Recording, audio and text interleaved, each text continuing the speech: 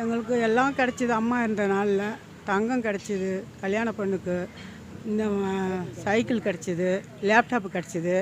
இதெல்லாம் இப்போ கிடைக்கல. பாதுகாப்பு கிடச்சிது அம்மா இருக்கக்குள்ள. இப்போ எதுவுமே கிடையாது.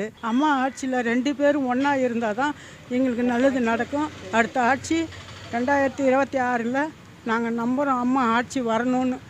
எனக்கு பின்னாலே இந்த இயக்கம் 100 ஆண்டுகள் தமிழகத்திலே ஆட்சி செய்யும் என்று சூழலித்த அந்த தாயின் அதுக்கு உறுதுணையாக 33 ஆண்டுகள் புரட்சித்தாய் சின்னம்மா அவர்கள் புரட்சி தலைவிக்கு பின்னாலே இருந்து இந்த இயக்கத்தை வழிநடத்தி சென்று சொன்னால் அது மிகையாகாது என்ற என் போன்ற 1972 உறுப்பினராக இருந்தவர்களுக்கு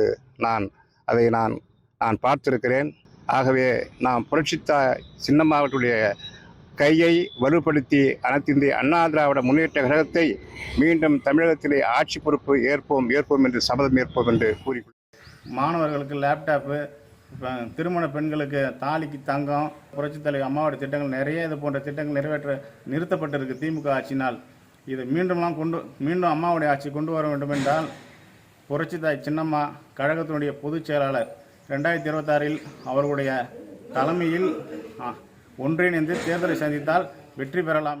புரட்சித்தாய் சின்னம்மா அவர்கள் தலைமையேற்றால் மட்டும்தான் கழகத்தை ஒன்றிணைத்து ஆட்சியில் அமர முடியும்.